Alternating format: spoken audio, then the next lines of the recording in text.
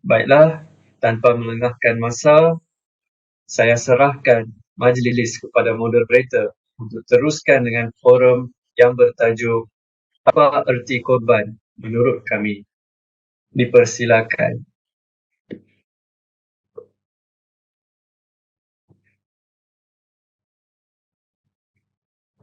Testing. Alhamdulillah.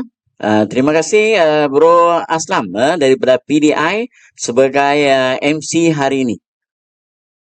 Bismillahirrahmanirrahim. Alhamdulillahirrahmanirrahim. Wassalatu wassalamu sayyidina Muhammadin wa ala alihi wa sahbihi ajma'in. Sebelum saya mula, saya panggillah panelis dulu.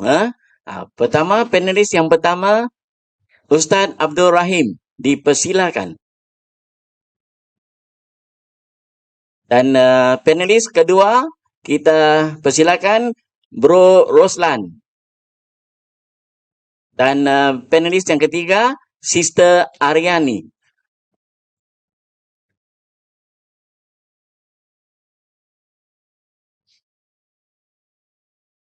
Alhamdulillah, kita dapat berjumpa di majlis yang mulia ini. Okey, yang dimuliakan Haji Yusni, pengurusi GDM-PP. Dan yang dimuliakan Haji Dr. Nasir. Dia belum masuk lagi. InsyaAllah nanti dia masuk. Timbalan pengurusi GDM-PP. Okay. AJK, GDM-PP, ketua-ketua NGO. Dan AJK, NGO. Pulau Pinang, Alhamdulillah. Assalamualaikum warahmatullahi wabarakatuh. Kita dapat berjumpa di majlis yang mulia ini. Dan sebelum saya start forum, perkenalkan panelis dulu. Okey, yang nombor 1, Ustaz Abdul Rahim bin Abdul Wahab, Wakil Haluan Malaysia Cawangan Pulau Pinang. Dia bagi biodata dia tulis sini, berkahwin, anak 3 orang.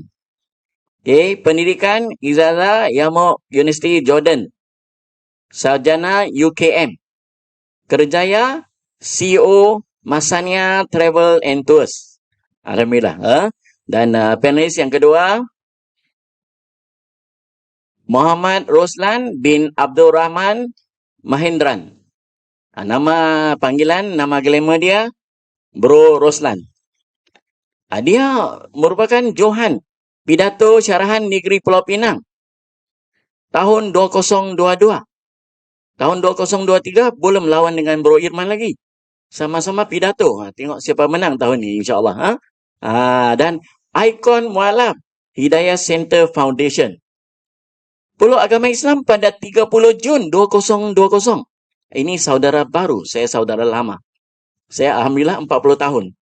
Dia baru 3 tahun. Bulan Jun ni, hujung bulan ni 3 tahun lah. Dia ada 2 round, Ustaz. Biasanya forum ada roundnya.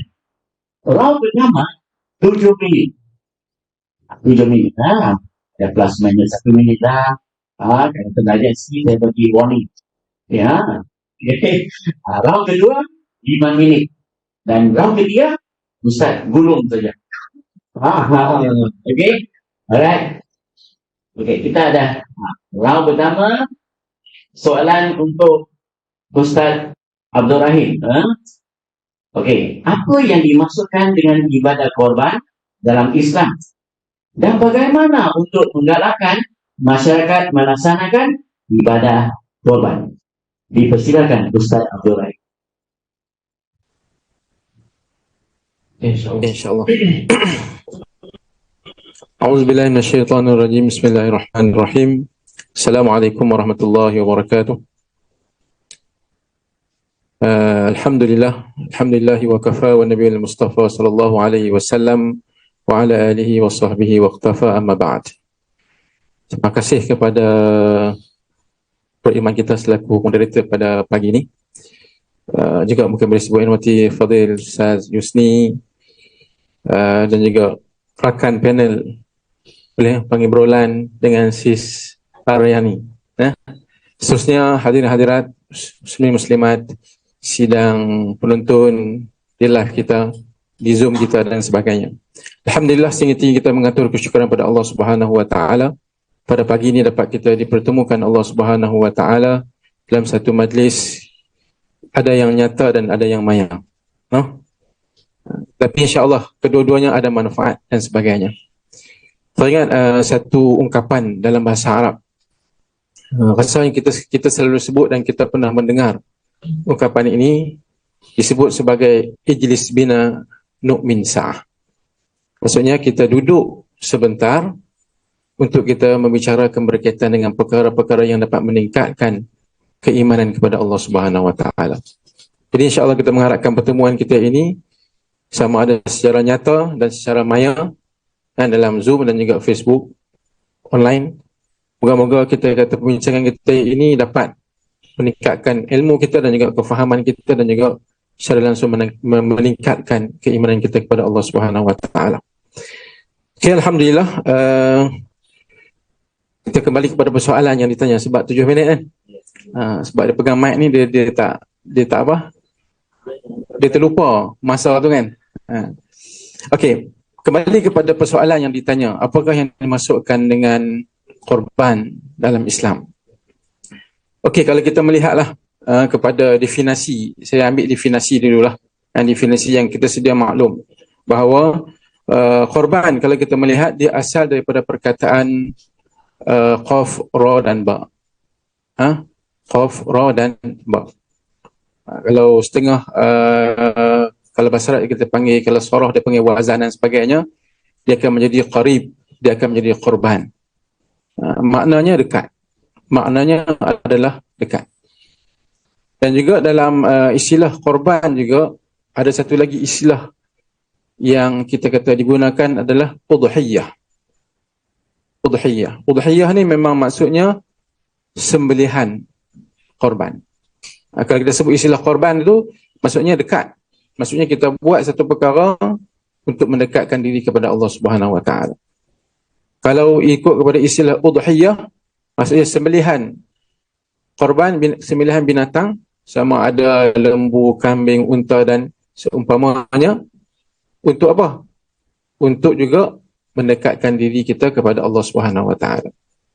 Itu. Apa-apa kita buat, khususnya yang kita sebut hari ini adalah bila kita menyembelih binatang untuk kita korban, kita kena ingat untuk mendekatkan diri kepada Allah Subhanahu wa taala. Bukan untuk buat satu benda yang dilarang ataupun yang menyalahi ataupun tidak menuju kepada dekatnya diri kita kepada Allah Subhanahu wa taala.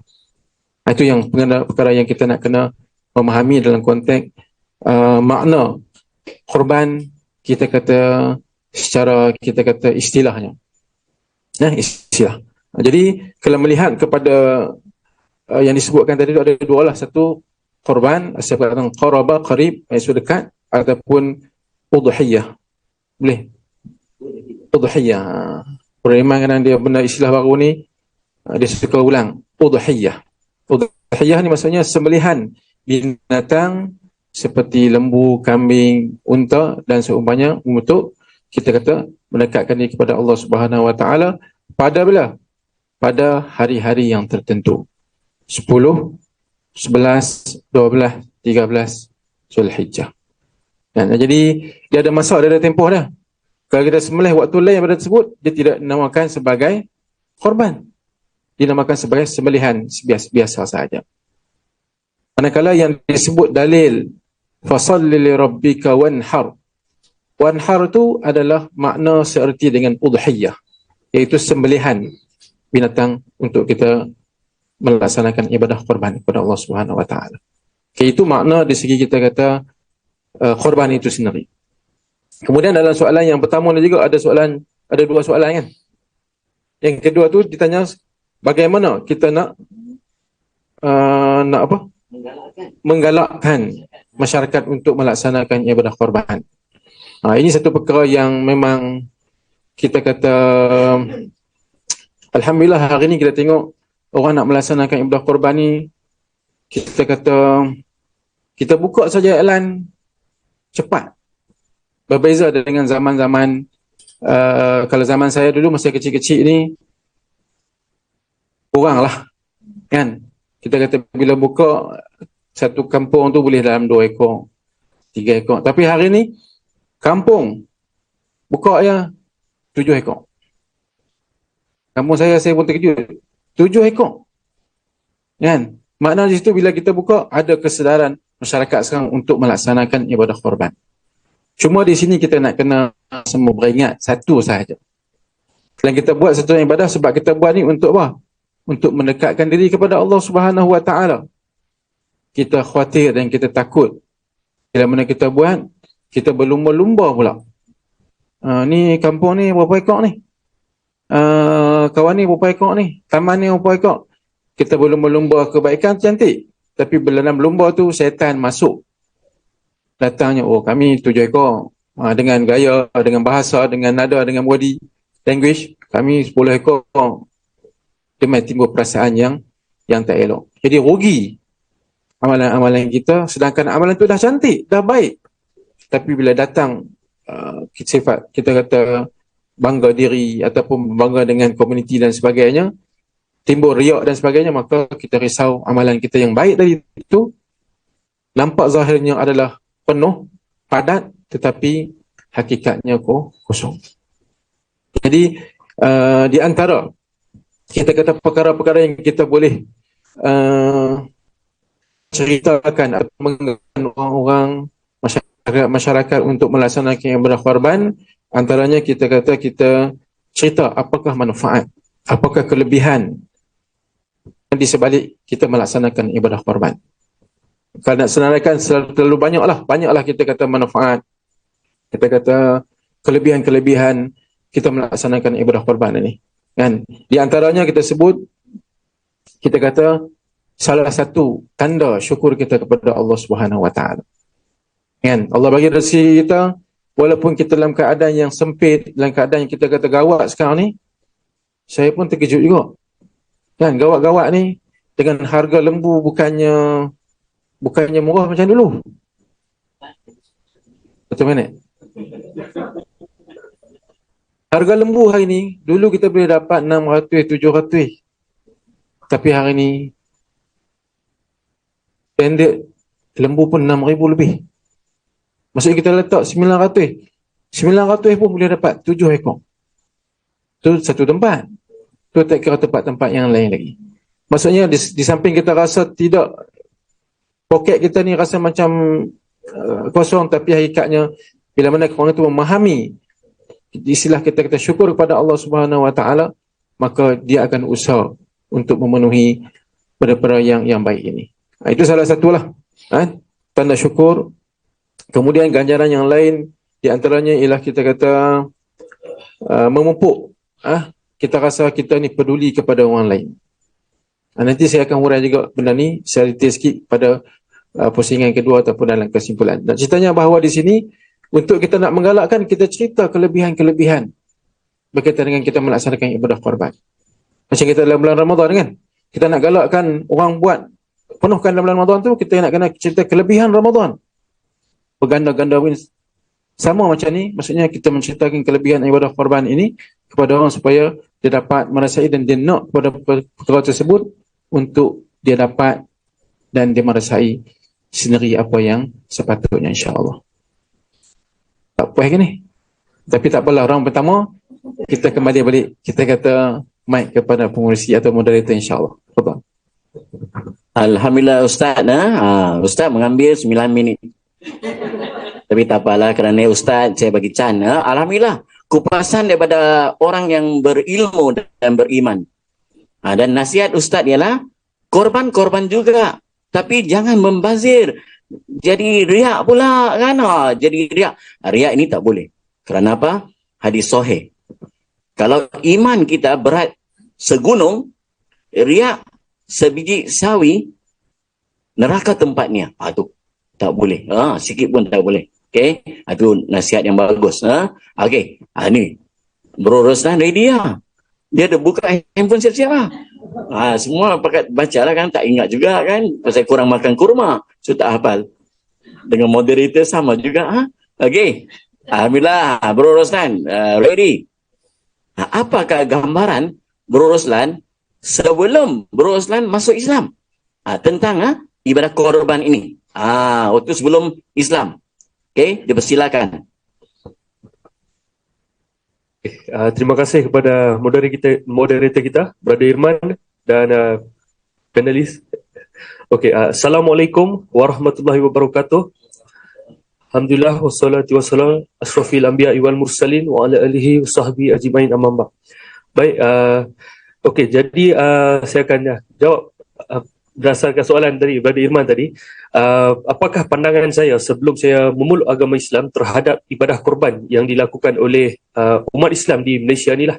Bukan sekadar di Malaysia saja, tapi satu dunia sekali. Jadi sebelum saya memeluk agama Islam, keadaan sewaktu saya dibesarkan ni memang telah pun orang keliling saya ni memang beragama Islam ramailah. Saya dibesarkan memang suasana dengan ramai, kawan-kawan saya pun ramai yang beragama Islam. Jadi macam saya lihat dari perspektif saya sendirilah, bukan berdasarkan ahli keluarga saya, apa yang saya melihat korban ni dari tahun demi tahun sebenarnya berbeza. Sebab apa berbeza? Sebab saya tak faham. Jadi setiap tahun demi tahun ni saya akan fahamkanlah, cuba kaji dan kaji. Jadi first perspektif dari pandangan saya ni tengok setiap tahun kenapa, why the Muslim akan buat ibadah korban ni. So pandangan saya ni, minta maaf sebab saya utarakan jawapan macam ni. So saya ingat mungkin umat Islam ni dia nak mempersembahkan satu upacara korban macam orang-orang mayang, orang-orang purba dulu dekat Tuhan diorang. Mungkin dengan diorang melakukan ni dapat menyucikan diri diorang lah. Saya ingat macam itulah, itu first. Jadi tahun demi tahun saya pun ingat macam tak mungkin lah. Sebab apa saya untuk mendekatkan diri untuk kaji, sebab ramai-ramai kawan-kawan Islam saya kan ramai. So saya pun tanya jugalah kepada diorang, kenapa perlu lakukan korban dan sebagainya.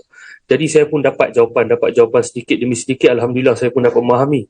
Sebabnya saya pun tahu bahawa ini merupakan satu tuntutan lah yang memang dituntut dalam agama Islam, dalam setiap umat Islam ni untuk melakukan ibadah korban ni.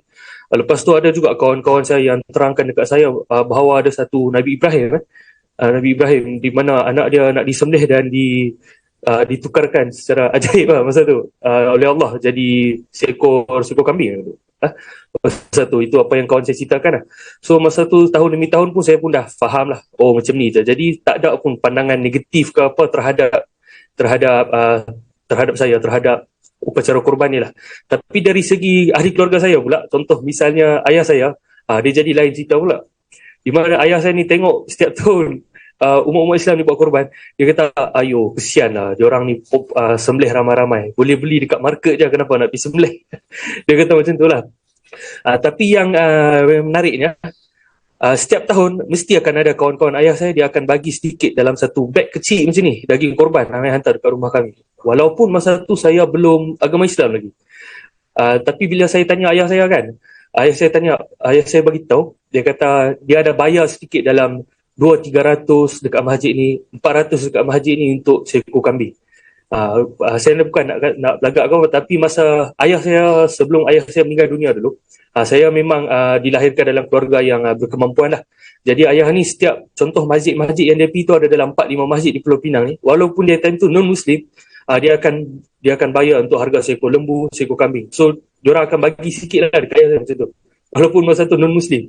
Tapi saya pun tak fikir apa-apa lah. Sebab apa, ayah saya non-Muslim dia bagi kan. Sebab kawan dia ramai-ramai non-Muslim, kawan-kawan dia ramai-ramai yang Muslim ni minta untuk bagi sikit dana lah kepada masjid tu. So ayah saya pun keluarkan duit lah untuk korban, tapi dia tak berkira lah. Yang tu yang sampai daging lembu semua mai rumah saya.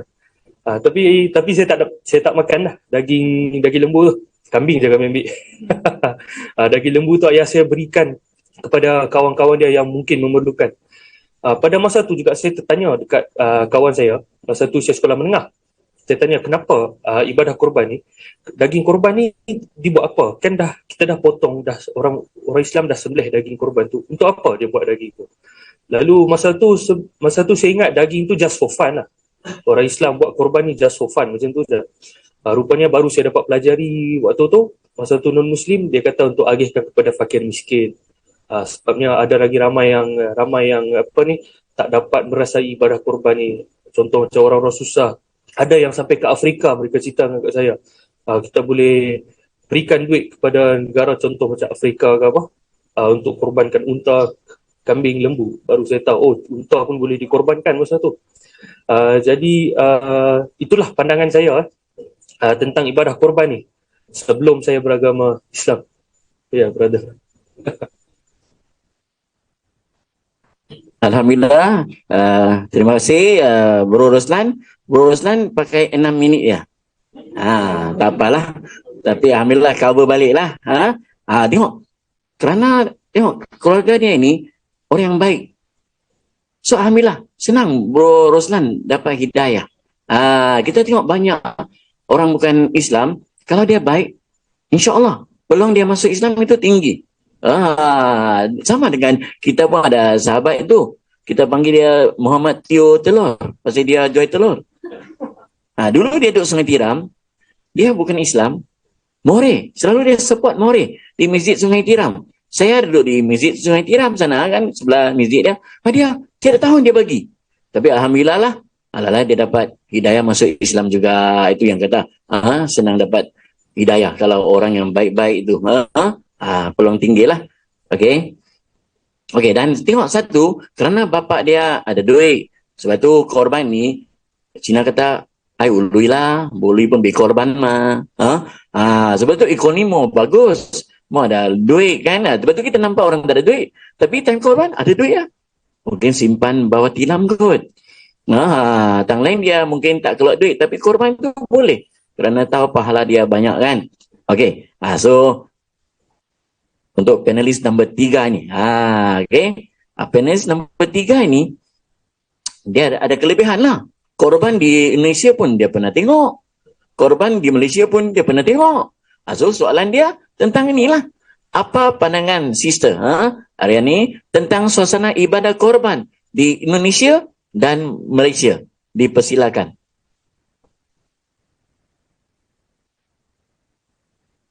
Bismillahirrahmanirrahim. Alhamdulillah.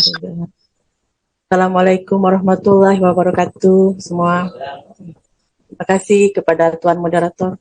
Okey, untuk menjawab pertanyaan ini, saya mengimbas kembali kenangan masa kecil saya lah kan. Dulu kami kalau di Indonesia itu memang meriah lah, meriah sangat. Bila ditunggu-tunggulah hari raya kurban ini. Sebab masa tu saya kecil-kecil lagi. Kita yang kecil-kecil ini memang akan heboh lah kan. Lepas solat hari raya tu kita tak balik rumah, kita tunggu di situ. Selalunya korban ni akan diadakan di masjid atau surau lah. Jadi kita memang akan tunggu. Mak dah bagi kita kupon tau. Jadi setiap rumah tu akan dapat satu kupon. Kita kata mak tunggu, bagi ni dekat orang masjid nak ambil daging lah. Jadi memang meriah lah. Jadi kita tunggu, kita tengoklah semua proses penyembelihan apa itu. Nanti dah siap potong semua. Kita akan beratur panjang untuk dapatkan. Tapi kan banyak, kadang yang korban tu sikit dapatlah sikit. Dapat sikit, tapi itu pun dah banyak happy. Bawa balik, mak akan masak. Kebetulan kami ni kan bukan orang yang mampu. Jadi makan daging tu bukan selalulah. Bila ada rezeki yang lebih baru dapat beli daging macam tu. Jadi bila dapat daging free tu rasa lain macam lah kan. Jadi lepas tu kalau hari raya kurban itu kita bukan hanya menyembelih dan macam tu saja, kita kampung kita tu akan mengadakan satu aktiviti yang banyak lah. Macam-macam, ada lumba baca Al-Quran, ada lumba karaoke, dia akan bagikan masalah. Jadi satu hari penuh tu kita akan berkumpul lah satu kampung tu.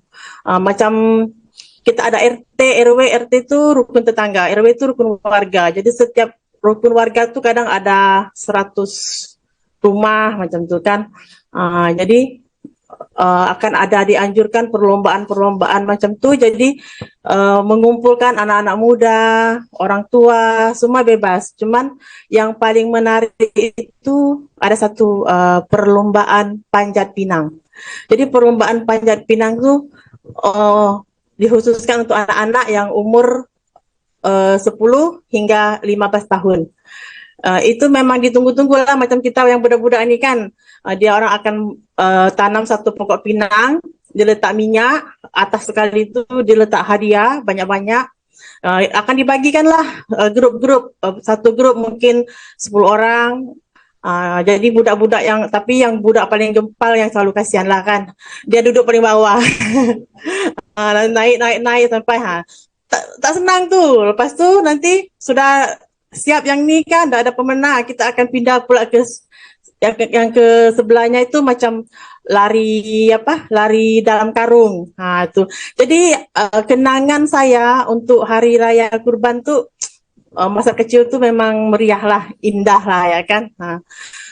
Sudah membesar kita lain pula. Yang tadi ikut Panjat Pinang, sekarang kita ikut karaoke macam tu. Jadi ada section-sectionnya. Untuk orang dewasa apa, untuk anak-anak apa, macam tu.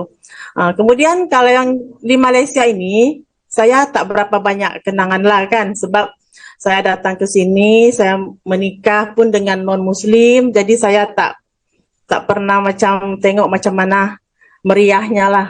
Setelah kembali ke fitrah bersama suami, dia pun tak pernah ada pengalaman tu. Pertama kali kami mengikuti kurban itu di dekat surau, dekat rumah yang lama lah kan. Masa tu anak-anak saya lah, dia kata, "Mama, kenapa mau potong itu lembu? Kasihan dia keluar darah macam tu," sampai mereka kata kejam. So kita kena educate mereka lah kan. Ini bukan pasal kejam, bukan apa. Sampai mereka pun kata tak nak lah makan daging tu. Kesian tadi lembu tu yang dipotong tu kan. Saya kata tak apa. Tapi selama ni you mau makan daging juga. Saya kata kenapa? Yang tu saya tak nampak. Dia kata yang ni saya nampak. Dia macam tak sampai hati lah kan. Suami pula macam tu juga. Macam mereka belum boleh accept kan. Ayo kejam lah Islam ni. Potong macam tu. Tapi bila kita fikir balik, apa yang kita makan semua pun dari benda hidup kan. Ayam, ikan pun kita kena bunuh juga. Jadi tak itu jangan kita tengok yang satu ni you langsung kata ini semua kejam, Islam itu kejam. Jadi yang pengalaman saya di Malaysia, saya kurban itu tak seperti di Indonesia, memang jauh sangat lah ya kan. Di sini cuman kita masjid diadakan kurban, lepas tu potong-potong. Kadang masyarakat sekitar pun tak ada datang, macam bagi saya agak kurang meriah lah. Ada datang pun beberapa orang tua semua, yang muda-muda entah di mana lah, tak tahulah, budak-budak lagi lah kan, jarang. Jadi kesan saya macam agak sunyi lah, macam tak begitu meriah lah. Tak tahulah kalau di kampung-kampung ya. Kemudian setelah beberapa tahun kita macam sudah ada bergabung dengan NGO seperti Gabungan Dakwah, MAGMA. Itu dah agak meriah sikit lah karena sudah banyak orang saya tengok kan. Jadi itu sajalah pengalaman saya tentang kurban. Terima kasih. Alhamdulillah. Terima kasih pada Sister Aryani. Kan, pengalaman korban di Indonesia dan di Malaysia. Dan bagi saya pernah bukan Islam. Saya memeluk agama Islam waktu saya umur 23. Saya waktu panganan orang Cina lah, bukan Islam. Sama lah, saya tengok ini korban ini zalim ini. Zalim saya tengok. Ada lembu sampai yang menangis pun ada. Kerana saya kata, ini agama yang kejam ini, kejam. Sebab kita tak faham. Dan saya ni fobia tengok darah. Sebab itu saya tak boleh jadi doktor, saya jadi trainer. Itu yang saya, tapi lah, masa Islam baru kita faham. Korban ini dia satu benda yang mulia. Kan? Dan terutamalah, kalau orang yang tak pernah, jarang-jarang makan daging, dapat daging korban fresh kan, enak sekali ya, macam naik pesawat ya. Ya kan. Aduh. Dan kita GDMPP ni tahun ni ada 2 ekor. Kita ada masalah, tak tahu siapa nak bagi. Saya pun tolong hantar daging, hantar pergi situ, dia kata brother, saya tak makan daging. Tak bisa apa pula. Kan? Banyak yang kita hantar kadang. Hantar 5 orang. 3 orang tak mau. Lalai pergi hantar mualaf yang berada sikit lah apa nak buat. Takkan nak buat. Dia kata, oh tak apalah, rezeki jangan ditolak lah. Alhamdulillah. Sekarang nak cari yang susah pun, susah nak cari. Ini Malaysia negara mewah. Orang susah pun dianggap dia senang. Daging ni sekilo berapa puluh ringgit sekarang Ustaz. 40 ringgit. Tapi itulah, nanti kita buat list jugalah. Brother Yusni, kita cari jugalah. Bro BM sama. Dia hantar sini, hantar sana. Dia tak tahu hantar di mana. Kami di BM tak tahu nak hantar ke mana. Aduh, alhamdulillah. Okey, so itu baru round pertama. Sekarang kita masuk round kedua. Round kedua dia kata, Ustaz start dulu. Pasal Ustaz boleh start. Tapi nombor 2, Sister Aryani pula. Baru Bro Roslan last untuk round kedua ini. Tadi Sister pakai cukup 7 minit. Dia pakai timernya. Ustaz, round kedua Ustaz ni kita hanya ada 5 minit. Kerana kita nanti hujung ni kita nak buka untuk soal jawab lah. Soal jawab kita nak bagi 15 sampai 20 minit. Sebab tu kontrol lah sikit. Tapi Ustaz terlajak sikit, aku bagi cannya. Okey. Ustaz, pusingan kedua. Soalan dia, bagaimana cara seseorang itu untuk melaksanakan ibadah korban? Dan apakah sunnah-sunnah dan pantang larang bagi mereka yang melaksanakan ibadah korban? Kan tadi ada hadis sahih itu ada sebut kan Ustaz? Ustaz dipersilakan.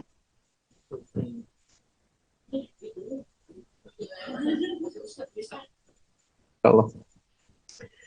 Bismillahirrahmanirrahim. Terima kasih kepada moderator. Berkaitan dengan soalan yang kedua ni, lebih kepada kita kata bagaimana untuk kita nak melaksanakan ibadah korban. Okey, kalau nak melaksanakan ibadah korban tu, kita kena masuk menjadi peserta lah kan. Cuma yang nak sembelih dan sebagainya orang lain lah. Itu jawapan yang direct lah kan. Tetapi kalau kita melihat hari ini, alhamdulillah kita kata ramai kita sebut tadi yang buat ibadah korban, yang boleh menyertai ibadah korban. Sebaiknya sebenarnya orang yang masuk ataupun peserta kepada ibadah korban tu dia sendiri melihatlah.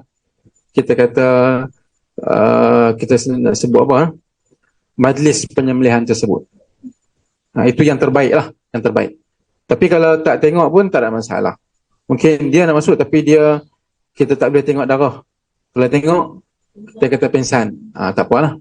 Kan? Maksudnya di sini, yang terbaiknya, yang afdalnya, kita sebagai peserta yang kita masuk, maksudnya kita menghadiri majlis sembelihan tersebut. Itu yang terbaik lah. Kan?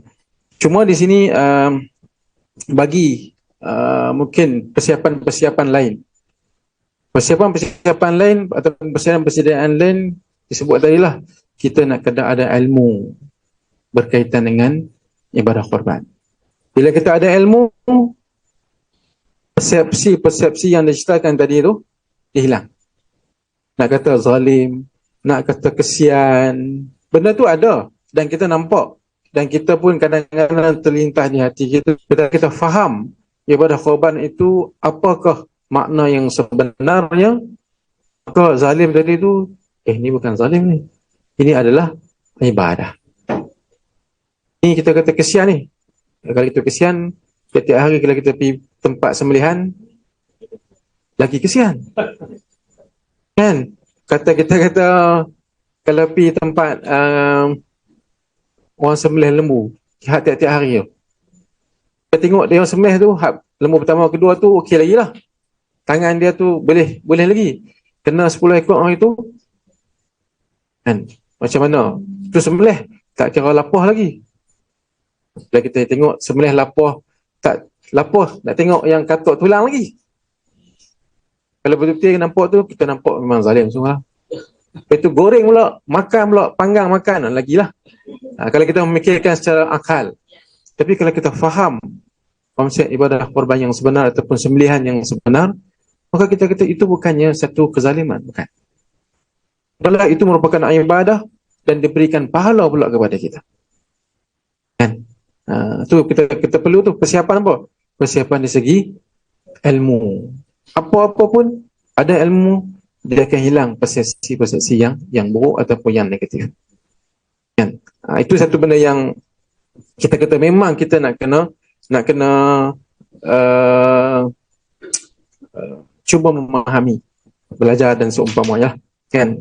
Kemudian dari segi yang lain tu, bila kita nak melaksanakan ibadah Qurban, persiapan dari segi kewangan itu perlu ada lah, kan. Setengah orang hari ni dia plan, okey, tahun depan dia nak buat, dia plan dah, dia simpan berapa ringgit, berapa jumlah untuk dia target. Kalau kata 900 tahun ni, tahun depan mungkin lebih kurang 900 setengah, ataupun kita kata 1000.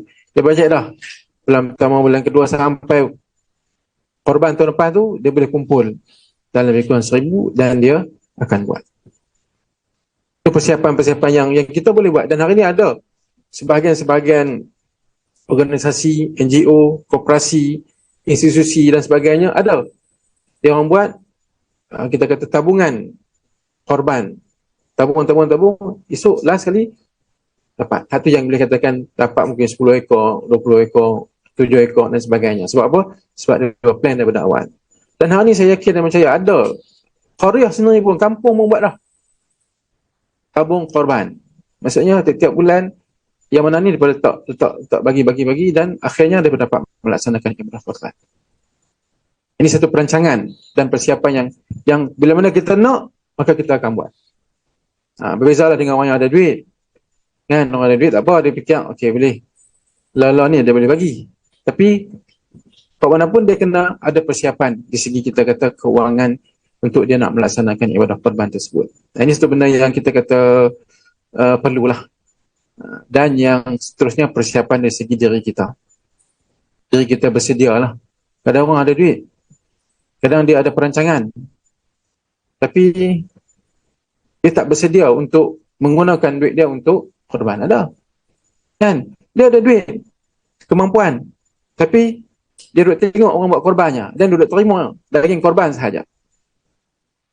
Tapi dia buat. Sebab dia tidak ada persiapan diri dia. Kefahaman, ilmu dan seumpamanya tadi itu.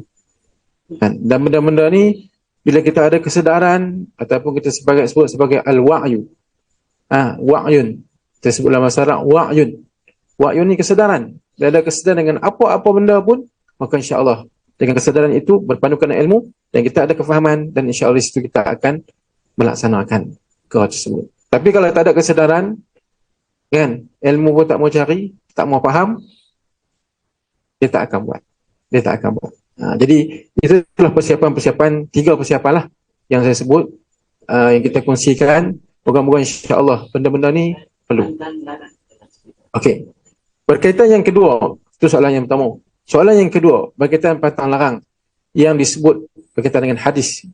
Maksudnya bermula kalau kita dah masuk sebagai peserta, kan, maka bermula 1 sehingga 10 itu ada pantang larang. Walaupun hadis ini menggunakan istilah ya'khudh, maksud satu arahan ataupun dalam bahasa Arab al-amru, perintah, tapi perintah ini bukan menunjukkan satu benda yang larangan yang kita kata kalau kita buat dosa. Contoh larangan dia, kalau orang yang dah menyertai ibadah korban, dilarang untuk potong kuku, rambut, bulu dan sebagainya. Kan?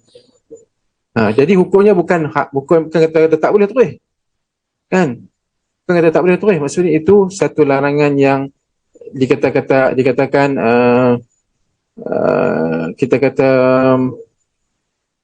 sila jatuh kepada makruh lah kalau kita buat. Makruh kalau kita melaksanakan. Tapi kita kena faham, dah kita nak jadi peserta, kita prepare awal. Sebelum 1 Zulhijjah kita gunting siap-siap kuku, rambut, misai dan seumpamanya. Lepas tu tak ada isu. Kan? Sebab tu kita kata persiapan, persediaan yang kita sebut tadi tu. Kan? Tapi bila kita tak faham, tu jadi isu bila kata, ni saya dah, kuku saya panjang macam mana ni? Boleh tak? Saya tak tahan lah ni. Boleh tak? Dia sebenarnya tak ada masalah, nak potong-potong lah. dia tidak jatuh kepada haram kalau potong kuku, potong rambut dan sebagainya. Tapi lebih baik kita melihat ni persiapan, persediaan kita itu ada. Contoh, kita ada ni, mungkin orang tu dia jenis jambang. Macam saya ni tak ada jambang. Kan? Potonglah. Cukup tak naik. Tengah orang dia yang ada jambang, dia cukup hari ni, esok dah naik lah. Nak tunggu 10 hari, tengok muka dia pun kita tengok, dia ni ada masalah ke? Kan? Orang tu, orang macam mana macam mana? Sebab kita mementingkan juga di segi kekemasan, personality dan sebagainya kan. Jadi kalau orang yang macam tu nak potong, hukumnya bukan haram. Boleh. Tapi kalau dia buat sebelum tu dapatlah sunat. Kan dah begitu keadaannya orang nampak, tengok hang ni macam lain dah ni. Tak apa. Boleh, tak ada masalah. Contoh kalau kita sendiri pun masuk, kita terlupa nak potong kuku. Tiba-tiba mai hari ke-8 tu kita dah rasa lain macam dah. Kan? Kita rasa, macam mana? Kalau kita boleh tahan lah. Tapi tak boleh, kita potong, tak ada masalah. Kan menandakan bahawa benda tu haram secara qat'i. Sebab kadang-kadang memanglah orang nampak itu haram, tapi dia buat benda haram yang lain, benda-benda yang teruk yang lain, dia tak rasa macam tu pun. Kan? Contohlah kita kata, dia contoh kata dia jaga, kuku tak potong, rambut tak potong. Tapi aurat dia tak jaga. Itu saya tak kata. Kan? Aurat dia tak jaga. Itu mulut dia tak jaga. Kata ke orang, mata dia tak jaga, tengok benda-benda yang tak baik. Tangan mungkin dia tak jaga, dia buat benda-benda yang haram. Kan? Tapi hak benda ni dia jaga semua. Kuku, rambut, ni kena jaga ni. Itu satu konsep yang salah. Jadi kita nak kembali balik kefahaman tu, masuk di sini, perkara tersebut perlu ada tadi, persiapan ilmu, persiapan keuangan dan persiapan diri itu sebelum kita buat apa-apa amalan. Khususnya kita sebut hari ini adalah ibadah korban. Wallahualam.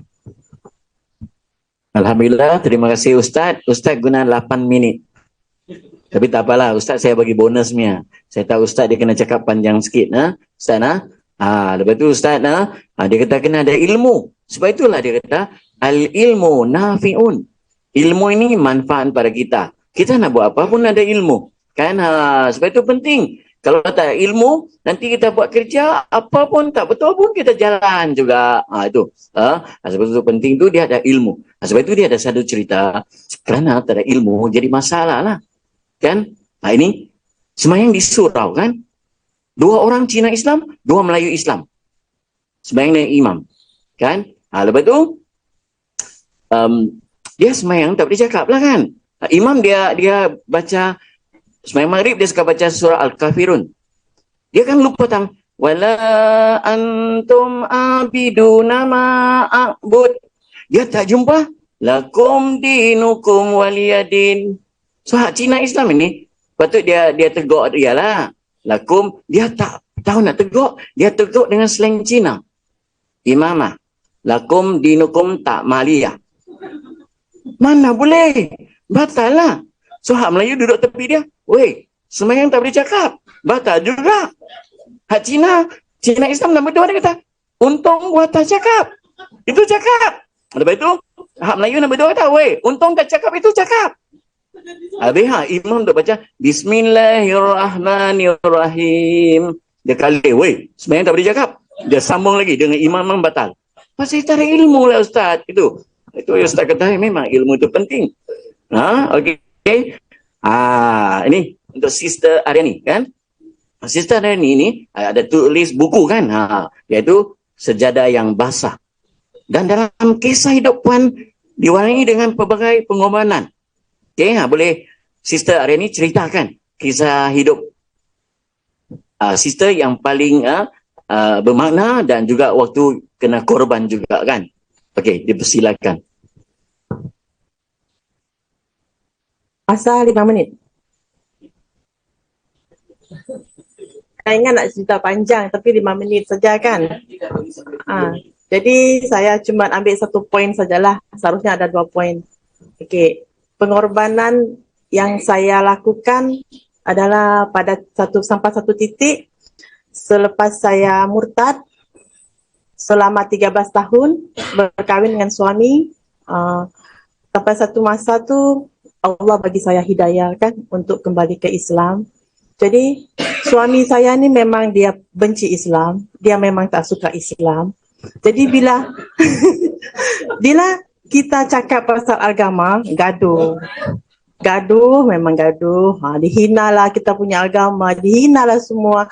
Yang tak patut cakap lah kan. Jadi sampai satu tahap saya kata, ya Allah, saya sudah tak boleh tahan. Rasa bersalah saya kepada Allah lebih besar. Rasa dosa saya kepada Allah tu lebih besar. Jadi sampai satu masa saya kata dengan suami, okeylah. Macamnya kita ni tak akan sampai ke titik penyelesaian lah.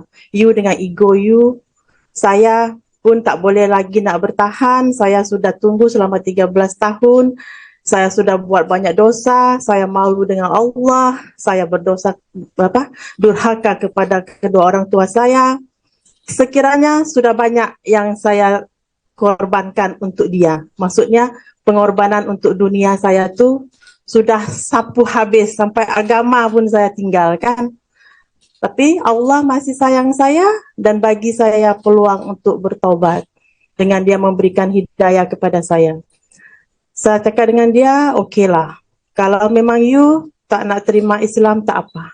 Maknanya hubungan kita sampai di sinilah. Jadi saya cakap dengan Allah, ya Allah, kalau saya harus kehilangan suami, anak, harta demi untuk saya kembali kepadamu, saya terima, saya ikhlas. Dan saya yakin saya akan mendapatkan pengganti yang lebih baik yang Allah telah sediakan. Jadi satu malam tu kita berbincanglah, memang saya bagi pilihan kepada dia. Saya kata apapun cerita saya nak kembali kepada Allah. Saya takut esok saya tak sempat bertaubat. Dahlah saya di dunia, ya surga dunia pun tak dapat. Maksudnya tu benda yang, ya kalau kita macam jadi sultan macam tu kan, dengan kemewahan, dengan apa, mungkin adalah apa untungnya lah kan. Ini tak untung juga kan. Jadi saya kata dunia saya pun macam biasa, akhirat saya tergadai. Jadi saya ambil keputusan untuk mengorbankan dunia saya untuk kembali kepada Allah. Itu bukan pilihan yang bukan senang untuk kehilangan apa. Saya sudah membayangkan saya akan kehilangan anak-anak saya. Kalau suami tak apalah kan, boleh cari lagi suami baru. Tapi anak kan, anak, ya Allah, ya Tuhan, saya sampai menangis, ya Allah, kuatkan hati saya. Malam tu memang saya bagi suami saya pilihan. Saya esok nak jawapan. Dia kata tak boleh tunggu kah? Saya kata saya sudah tunggu 13 tahun dan saya sudah tak ada masa lagi. Saya takut esok saya bangun saya mati dalam kekafiran. Jadi hari itu hikmahnya ya, bila kita berkorban, kita memang sudah ikhlas demi Allah. Allah tak akan kecewakan kita punya. Esok pagi saya tanya dia kata, okey, saya masuk Islam, tapi you kena bimbing saya. You kena ajak saya.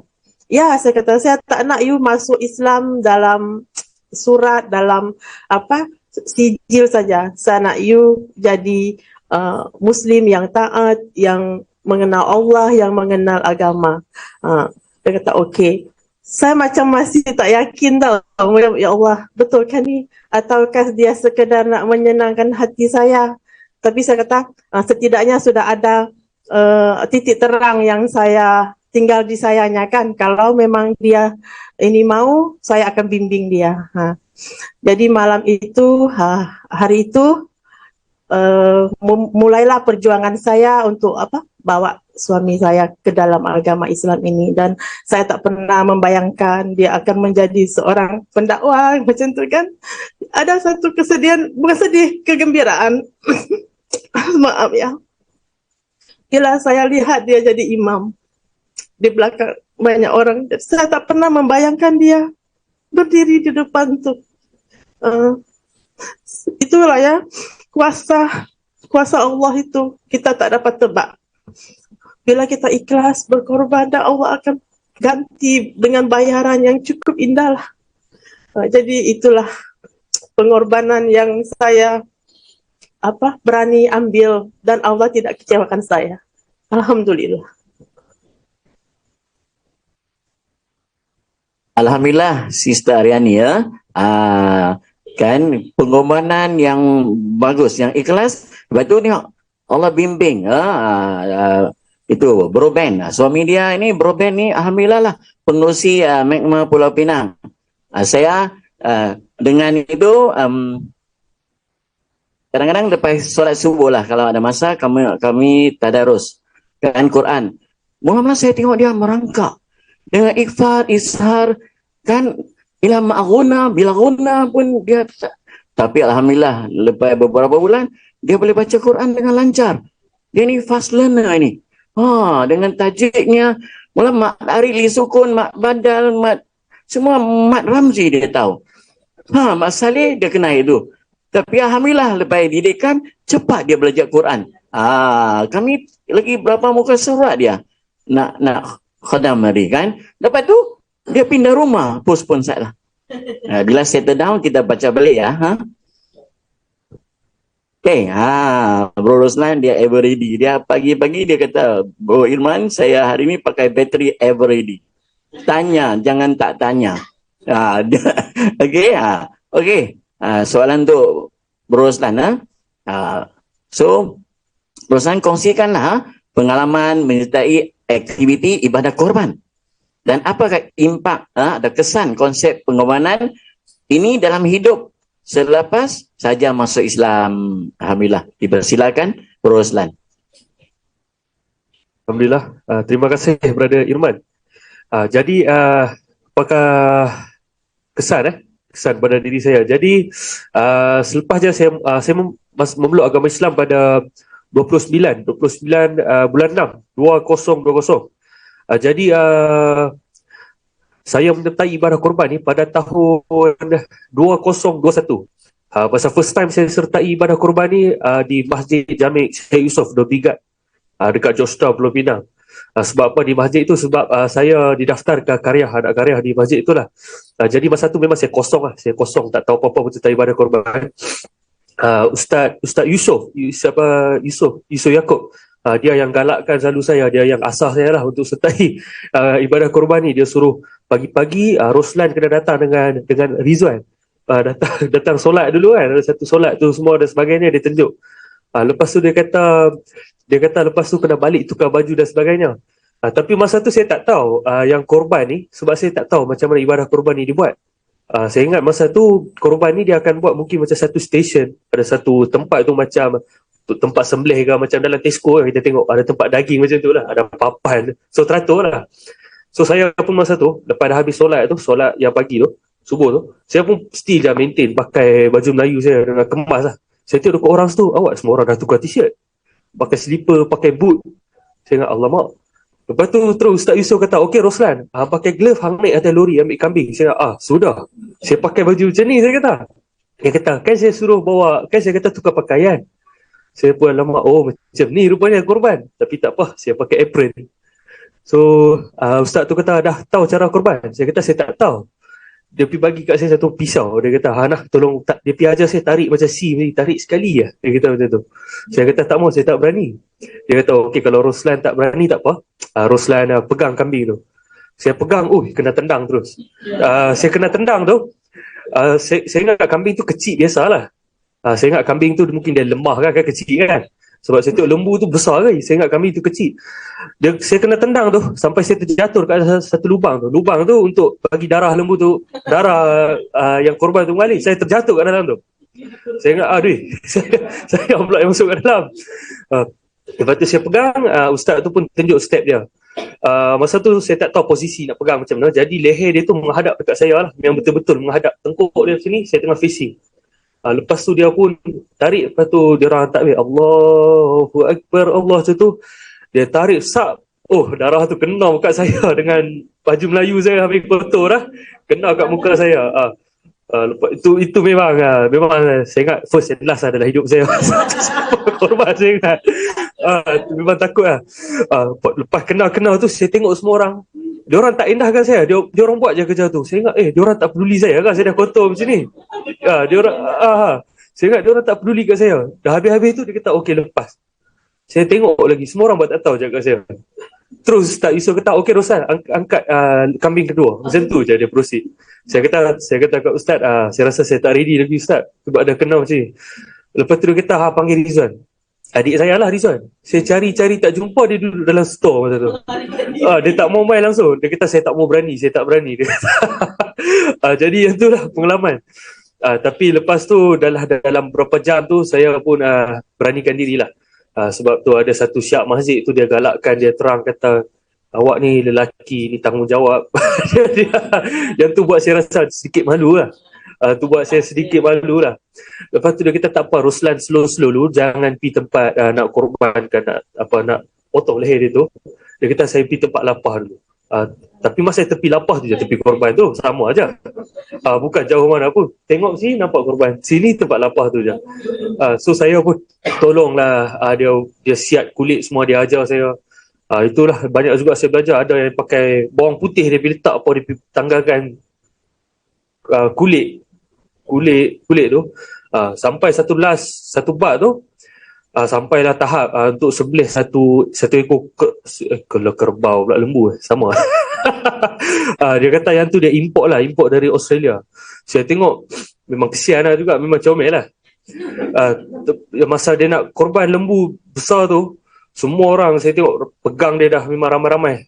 Boleh kata kat situ ada 15 orang pergi pegang dia, ikat dia, bagi terbalik dia macam tu.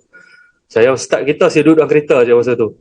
Masa saya duduk dalam kereta tu, saya rasa cukup rapat dah, saya boleh dengar bunyi macam bunyi oksigen ke apa, bunyi macam suara lembu tu lah. Saya ingat saya tak boleh tengok. Saya turun je dari kereta, satu jalan raya, tar tu kan, tar tempat parking lot tu semua berdarah. Saya tak mau tengok lembu tu. Saya masuk masjid sampai ustaz tu panggil kat saya, kata Roslan boleh ambil daging korban. Itu je. Lepas tu itulah pengalaman saya first time. Lepas tu diorang agih-agihkan, yang tu je pengalaman. Alhamdulillah lepas tu tahun 2022 itu dah jadi perkara biasa lah untuk saya. 2022 ni special sebab masa 29 hari bulan 6 29/26 tu dengan Majlis Syed Yusof juga. Yang next day pula dengan Haji Husni. Sebab tu time tu dah mengenali Hidayah Center lah, alhamdulillah, dengan GDM. Time tu juga saya kenal Ustaz Syihab. Time tu dekat seberang Ustaz. Seberang. Time tu juga saya kenal Brother Ben. Jumpa dekat situ, nampak Brother Ben bawa cek semua masa tu. Time tu lah saya kenal. Dan itu juga first experience saya. Jadi perkara biasa lah. Tapi sampai sekarang saya masih takkan cuba untuk sembelih sendirilah dari tangan. Sebabnya ilmu tu penting macam kena ada ilmu. Sebab kalau silap sikit cara penyembelihan tu akan jadi bangkai. So saya tak berani. Walaupun saya tengok ramai kawan-kawan saya yang umur sebaya dengan saya, dengan rancaknya dia berkata kat saya, alah Roslan, ramai je ikut, janji habis cepat, dia kata. Tapi dia kata dia pun dah ada kursus semua. Saya tengok cara dia buat dengan bangga, dia pergi rakam, letak kat status WhatsApp. Saya ingat ni memang tak elok lah, sebab tak hormat kan. Tinggal 1 minit dah. Alhamdulillah, panjang. Jadi saya memang tak maulah. Sebab cara dia sembelih pun, saya tengok orang yang bertauliah buat sekali macam tu je, ataupun dia ada cara dia. Dia buat macam dia macam ni. Macam ni je dia buat. Saya tanya kat siap masjid, dia tak nak mention masjid mana. Saya tanya siap masjid tu dia dah buat salah dah tu, yang umur sebaya dengan saya tu. Dia kata, tak apalah Roslan, janji habis cepat, dia kata macam tu pula kat saya. Saya ingat, ni lah bila tak bertauliah, tak ada ilmu. Dia abaikan mana tu. Haram, mana jadi bangkai dan sebagainya. Jadi itulah. InsyaAllah tahun ni saya akan sertai lagi lah dengan Hidayah Center punya untuk edarkan. Macam last year saya edarkan bahagian Georgetown dalam pulau. Saya edarkan dengan Brother Aslam masa tu. Okay, insyaAllah. Thank you, brother. Alhamdulillah, tempat ni seronok. Kalau masuk Raja Lawak boleh menang. Waktu saya bukan Islam jam kan, yang saya paling seronok tengok kat TV ialah lembu lari. Dikejar. Dia keluarkan kat TV tu yang lembu lari. Ustaz, kalau lembu lari hambat ke? Kena hambat juga. Bukan biar pergi dia. Itu dia free. Dia bebas lah. Okey. Ustaz, ini round ketiga Ustaz saja.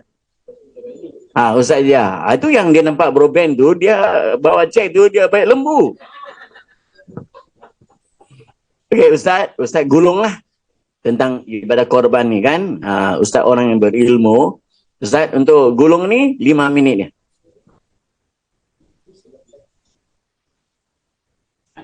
Okey, insya-Allah. Bismillahirrahmanirrahim. Alhamdulillahirabbil Amma ba'd. Okey. Kita telah ataupun mendengar daripada awal tadi pengertian, perkongsian, persiapan dan sebagainya. Cuma nak sebut di kesimpulan ini, istilah kita korban ini dia sangat rapat dengan satu sifat, iaitu sifat kasih sayang.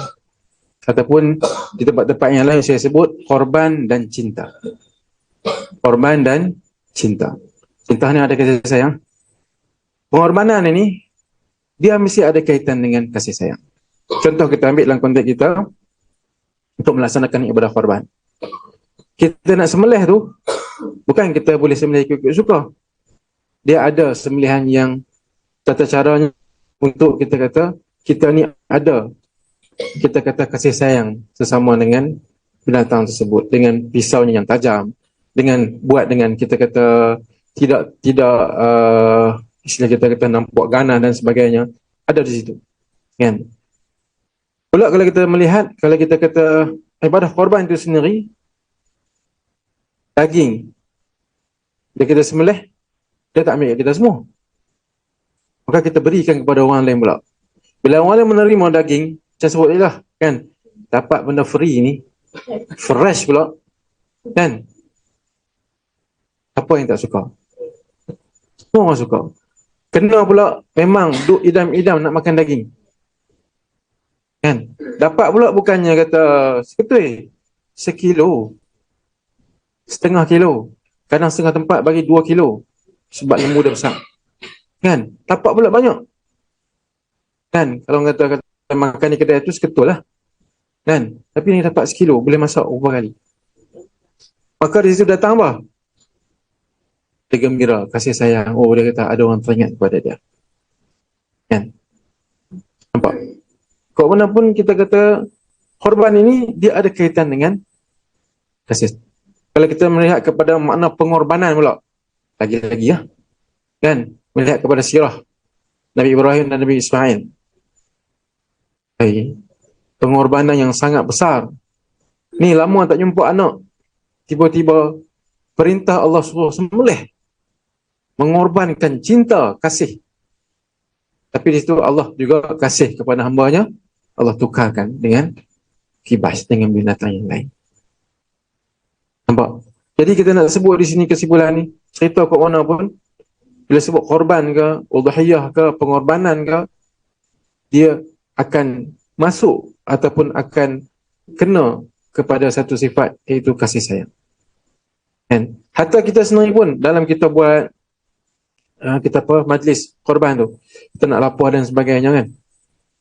Jadi dia ada, bukan kita buat seorang-seorang macam sis sebut kan di Indonesia, bukan kata korban dia saja buat, tapi ada pertandingan pula kan, bila rasa seronok pula kan. Sebenarnya di Malaysia pun dulunya begitu juga, tapi sekarang dah kan. Dan mungkin dulu kita kecil-kecil orang lain buat, tapi bila kita dah besar, kita terlupa nak buat kepada generasi kita dan mereka rasa generasi dah berbeza. Tapi nak sebutnya, dengan majlis tersebut terjalin juga ukhuwah, persahabatan, pengerat. Hatta kita tengok lembu sendiri pun, sekok lembu boleh nak masuk seorang, tapi dibahagikan sekok lembu kepada 7 bahagian kan. Bila 7 bahagian, kalau kita masuk seorang, kita akan kenal lagi 6 orang kan. Ataupun kalau kita dah kenal pun, kita akan bincang lah, okay, 7 kelompok ni macam mana kita nak buat, kita ada perbincangan. Datangnya kita kata mahabbah, mawaddah, kasih sayang, ukhuwah dan sebagainya kan. Kalau kita melihat secara umumnya sebenarnya, ibadah ini, dia ada kaitan dengan cinta ataupun kasih sayang. Kita tengok, sembahyang, solat sendiri pun, sama, berjamaah. Kan? Puasa. Kita puasa, tapi dengan sifat, dengan puasa kenyang itu, dia ada yang lain. Bulan puasa banyaklah hadis-hadis menceritakan kita nak jamu orang buka puasa. Nampak? Di situ ada satu unsur yang kita kata, yang kita sebut sebagai adalah kasih sayang, mahabbah, mawaddah. Kan? Dan macam sama macam tadi. Kita kata ayah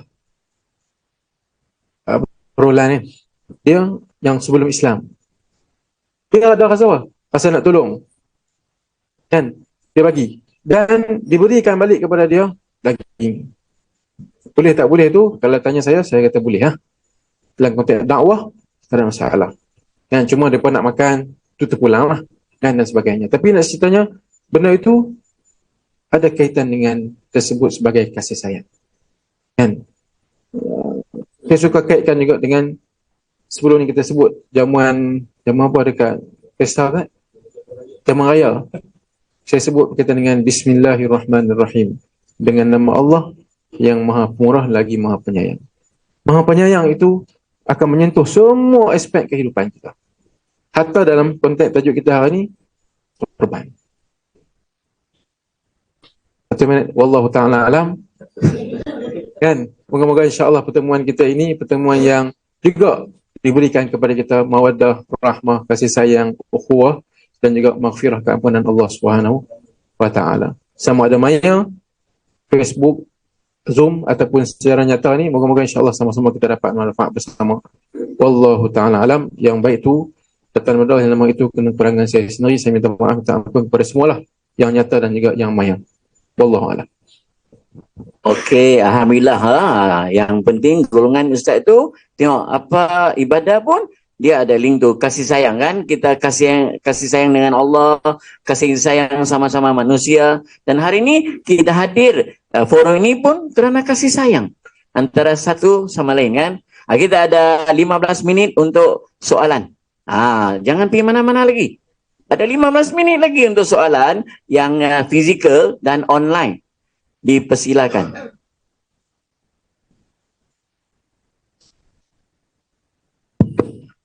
Okay, Bismillahirrahmanirrahim. Saya tertarik dengan tadi kata buku yang bertajuk apa, Sejadah yang Basah.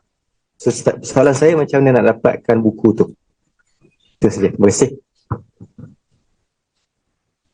Sekarang saya sudah tak ada cetak itu buku, kita ada e-book. Kalau nakkan buku tu hubungi Broben. Ya.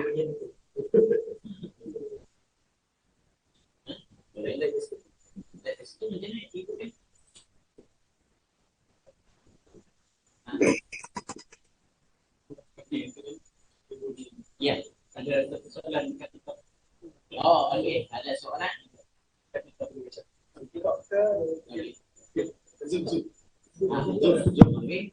Hello, Assalamualaikum warahmatullahi wabarakatuh. Dan ni ada satu soalan daripada live daripada TikTok. Ada seorang yang tanya, kenapa perlu bagi makan sebelum lembu disembelih? Ini yang tanya, tak pasti. Kenapa lembu tu kot? Tak tahulah. Tapi dia tanya kenapa perlu bagi makan sebelum lembu disembelih? Tak tahulah lembu ke ataupun orang. Okey. Jawapan dia yang pertama adalah wallahu taala alam. Kan? Oh, maksudnya lembu tu lah. Maksudnya dia ditanya soalan tu, kebiasaan kita melihat orang sebelum sembelih tu dia bagi lembu makan. Kan? Wallahu alam, sama ada itu satu kita kata pohon terakhir kepada lembu, wallahu alam lah. Tapi dia tidak merupakan satu syarat lah. Dalam apa-apa dia tak ada, sebelum sembelih kena bagi makan, tak ada syarat. Mungkin itu sebagai satu kita kata last lah. Dia nak merasai kunyahan yang terakhir, sama ada pelet ataupun rumput dan seumpamanya. Wallahu alam. Kalau ada jawapan lain, mungkin yang lain ada jawapan boleh kongsi insya-Allah. Soalan di Zoom. Okey, ada lagi? Ada tu. Bolehkah? Naik atas sikit. Okey. Bolehkah daging korban diberi kepada non-Muslim? Ni soalan untuk Ustaz juga. Okey, soalan daripada Pak Cik Jamaluddin. Okey, soalannya berkaitan dengan bolehkah kita berikan daging korban kepada non-Muslim? Okey, seperti yang saya sebut tadi lah. Dalam konteks hukum, dia ada, kita kata, perkara-perkara yang kita kata dilarang lah, dengan sebab-sebab yang tertentu. Tapi kalau kita melihat dari perspektif dakwah, khususnya kita hari ini dalam gabungan dakwah Malaysia Pulau Pinang, banyak kita berhadapan dengan golongan yang kita kata yang bukan Islam, untuk kita nak mendekatkan mereka dengan Islam. Kan? Contohlah kita kata, kita ada jiran rumah kita sebelah ni, sebelah rumah. Dia tahu kita buat korban ataupun ada program korban di taman, di kampung dan sebagainya. Okey, dari segi dakwah ataupun dakwinya, maka kita boleh bagi kepada dia. Kan? Untuk kita nak ta'liful qulub, untuk kita nak melembutkan, mendekatkan supaya dia memahami perkara tersebut. Sebab ada kes, kan, kita kata mungkin ada yang bersetuju dengan saya dan ada yang tidak setujulah. Tapi saya ambil pendekatan yang begini. Kadang-kadang kita melihat, contoh kita ada kawan, kan, kita ada kawan, semua kita bagi dan dia tahu kita bagi, kan, dia fahamlah dia bukan Islam, tapi untuk kita nak memberi satu pandang yang positif dakwahnya, segi dakwah kita boleh bagi. Kita boleh bagi. Kita tahu dalam konteks kaedah-kaedah dakwah ini boleh. Tapi kalau dia jiran mungkin yang tak kenal, saja-saja kita pergi bagi, hak tu tak boleh lah. Oh, ini kita lebih banyak ni, ada 10 kilo lagi. Tahan. Motor. Lagi. Tak boleh lah. Maksudnya kita ada target jiran kita ke ataupun madu-madu kita dan seumpamanya untuk kita bagi untuk ta'liful qulub, hadza ma fi mushkilah. Wallahu a'lam, itu jawapan saya. Wallahu ta'ala a'lam. Ya, cantik. Yang tanya pun daripada haluan, yang jawab pun daripada haluan. Nanti tak puas hati, balik sambung lagi. Okey, ada masa lagi. Kita ada 10 minit lagi. Okey. Ada yang nak kongsi tadi. Khadijah. Okey, stop dulu. Waalaikumsalam warahmatullahi wabarakatuh. Up ke down? Terima kasih Tuan Moderator dan juga panel-panel. Saya Khadijah Saraswati. Okey, saya dari Persatuan Integrasi Sirah. Zaman sebelum Nabi Muhammad dilantik sebagai Nabi, sebelum Nabi Muhammad SAW dilantik sebagai Nabi pun, orang-orang Arab Mekah, kafir Quraisy sudah biasa buat korban. Tapi mereka korbankan haiwan-haiwan itu untuk sembahan mereka, untuk berhala-berhala mereka. Sudah tentu kita orang Islam memang tak boleh makan lah. Memang Allah pun sebut dalam Al-Quran, sembelihan yang tidak disebut nama Allah, maknanya sembelihan yang dikorbankan untuk bukan Allah, kita tak boleh makan. Ada larangan dalam Al-Quran.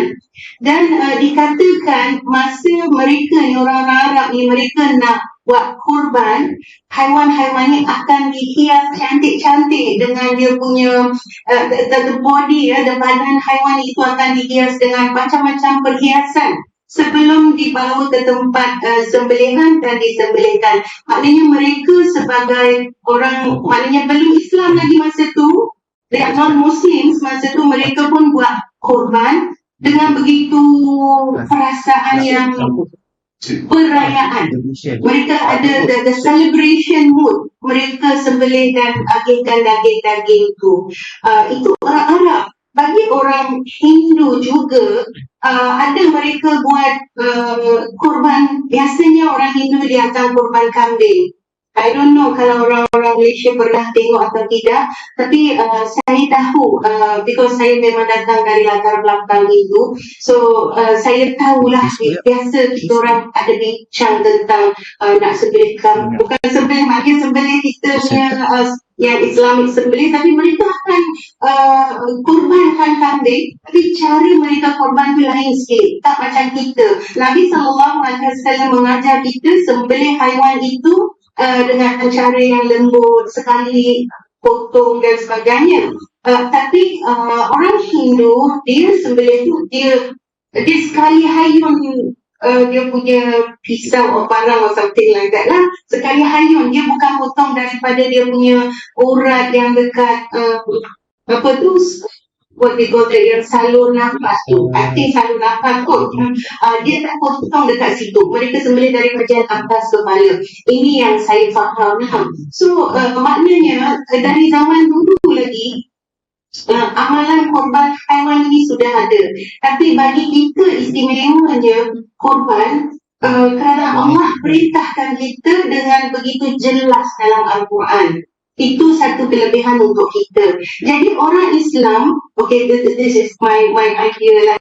Antara saya punya idea. Kita sebagai orang Islam sepatutnya ambil ini satu sebagai celebration untuk kita. Sebab Allah perintahkan kita korbankan kerana Allah. Jadi kita ambil itu sebagai celebration, dan setiap keluarga, setiap individu Muslim itu perlu belajar nak terima itu sebagai satu ibadah. Bukan sekadar bagi duit sahaja kepada satu-satu kumpulan and then tak nak pergi dekat, saya takut, saya tak nak. You know, kita kena berada di sana dan sama-sama membuat kerja tu. Kalau boleh setiap orang laki-laki itu perlu tahulah cara sembelihnya, cara membuang kulit dia, melapaknya, everything. Kerana ini adalah ibadah. Allah sudah suruh. Macam mana kita boleh bagi duit sahaja dekat orang and then kita pun, you know, stay with comfort in the place. Faham tak apa yang saya cakap? Itu pesanan saya lah. Masyarakat kita, generasi muda kita ni perlu dilatih untuk sembelih dan penuh perasaan celebration dan juga ibadah kepada Allah. Kita perlu latih. Benda ni kurang saya tengok. Ini yang saya ingin share lah. Terima kasih. Okey, terima kasih Puan kerana kongsi ilmu. Okey, kita ada satu soalan dulu.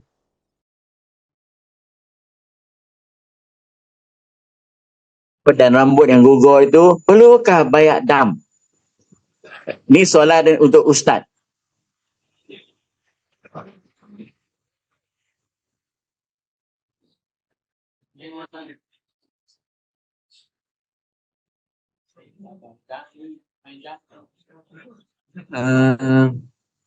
Dia mungkin dia nak tanya yang orang tu berada di tempat haji kot. Kalau kita masuk korban, orang masuk korban. Okay, masuk korban ni dia bukan kita dalam ihram. Kan? Masuk macam saya sebut tadi lah. Kadang-kadang kita bila sebut, kita dengan hadis yang sebut tadi kan, benda yang ni, kita larangan tu bukan larangan yang bersifat haram. Dia bersifat makruh. Dia bersifat makruh. Tak payah. Kalau nak bagi duit kat saya, insya-Allah. Tapi tak dikenakan dam. Sebab istilah dam ni lebih kepada haji dan umrah sahaja. Insya-Allah. Kalau saya nak sikit lagi yang disebutkan oleh kita kata puan apa tadi? Azizah. Okay, kalau kita melihat yang mana Ustaz Azhar baca tadi kan dalam surah Al-Hajj ayat 34, ayat yang pertama. Kan saya baca terjemahannya, dan bagi setiap umat telah kami syariatkan penyembelihan korban. Maksudnya setiap umat dia ada. Zaman Nabi Adam ada korbannya. Kan? Sehingga zaman Nabi Ibrahim. Tapi syariat itu berbeza-beza. Kan? Berbeza-beza. Tapi kita di umat Nabi SAW ini ada syariat korban yang tersendiri. Tak boleh kita nak meniru sebelum itu. Walaupun nampak kita kata dan sebagainya. Tapi nak ceritanya, setiap umat itu dia ada syariat dari segi kita kata ibadah korban. Kan? Cuma kita kata tengok kemeriahan itu, kalau kita dapat buat, lebih baiklah sebab dia dapat menarik lagi sifat-sifat yang baik yang lagi. Tolong menolong, kan? Kita macam-macam kenal mengenali, dia ni ada anak lelaki, ada anak perempuan, ada ini. Jadi lebih kemesraan itu lebih banyak dan lebih luas lah. Nak tanya Tuan Kebun dulu, kalau dia bagi kita boleh lah. Kalau dia tak bagi jangan. Wallahu a'lam. Alhamdulillah. So kita ada 3 minit lagi untuk soalan last. Iya. Ini. Jadi ada yang left ni ada non-Muslim. Dia tanya, pernah tak korang rasa kesian masa lembu yang disembelih, yang dibelah disembelih sebab saya non-Muslim? Dia kata, ada tak perasaan kesian dekat lembu yang nak sembelih tu? Ini mungkin perspektif daripada non-Muslim lah.